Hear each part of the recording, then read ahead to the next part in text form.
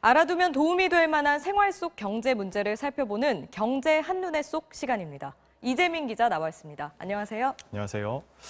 오늘 준비한 주제는 이미 생활 속 깊이 들어와 있는 그런 현상인데요. 네. 구독하면 뭐가 떠오르시나요? 일단은 책이나 잡지 같은 게 떠오르긴 하는데 요즘은 그 인터넷 동영상 서비스도 구독한다고 하잖아요. 그렇죠. 요즘은 이런 구독이란 말의 의미가 점차 넓어지고 있는 추세인데요.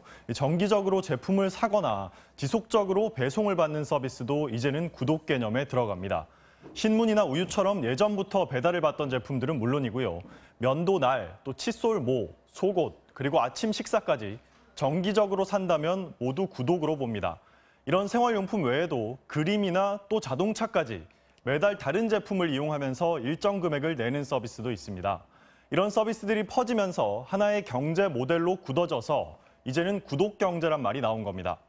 네, 그러고 보면 저도 음악 같은 경우에 예전에는 CD를 많이 샀었는데 그랬죠. 이제는 그 음원 사이트 결제를 매달 하니까 이것도 구독이라고 할 수 있겠네요. 맞습니다. 이 음원 같은 경우에도 디지털 기술이 발달을 하면서 구독을 더 활발하게 할 수 있게 됐는데요.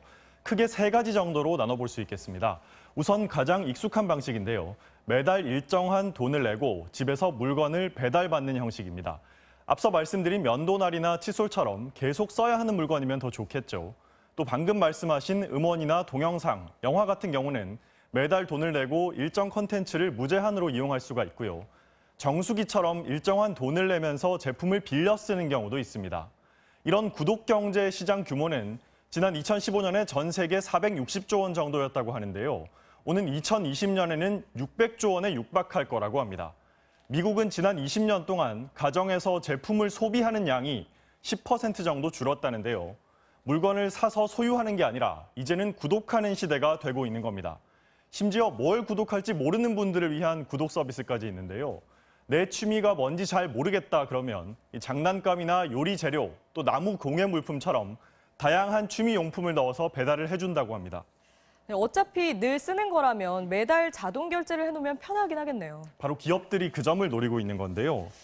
일단 편해서 구독을 하면 끊기가 어려울 것이다 이런 건가요? 네, 일단 구독을 하게 되면 계속 매달 돈이 빠져나가는데 네. 이 구독을 하는 방식이 아주 편하기 때문에 쉽게 끊기가 어려운 거죠. 그리고 기업 입장에서도 고객이 떠나지 않도록 붙잡아 둘 수가 있거든요. 일단 구독을 하면 편하기 때문에 말씀드린 대로 끊기가 어렵고 아예 할인 혜택까지 더하게 되면은 확실한 충성 고객을 확보할 수 있다는 기업들의 입장도 있었습니다. 한 차량 공유업체의 사례를 보면 매달 10,000원 정도 냈을 때 모든 차를 반값에 쓸 수 있게 했고요. 한 전자상거래 업체에서는 한 제품을 구독하면 5%, 두 가지 이상을 하면 10% 이런 식으로 할인을 해주더라고요. 구독하는 제품도 바로바로 바꿀 수 있기 때문에 특히 아기가 크면서 바꿔야 하는 제품군에서 반응이 좋다고 합니다. 직접 얘기를 들어보시죠. 단골이시기 때문에 추가 혜택을 드리고 있습니다. 그래서 기저귀라든지 분유라든지 기타 생필품 같은 것들을 구매하시는 고객이 많고요. 관련 매출은 해마다 증가하고 있습니다. 네, 기업 입장에서도 고정 고객을 확보할 수 있으니까 굉장히 이 구독이 매력적이겠네요. 맞습니다. 이 귀찮아서 구독을 해지하지 않는 사람들도 자동으로 고정 고객이 되는 거거든요.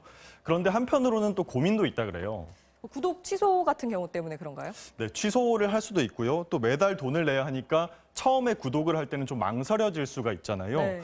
한 분야에 한 구독만 있으면 모르겠는데 이 비슷한 서비스들이 있으면 조금이라도 더 싸면 바로 구독을 해지할 수도 있다고 봅니다. 또 계속 구독을 하는 비율도 생각보다 아주 높지는 않다 그럽니다.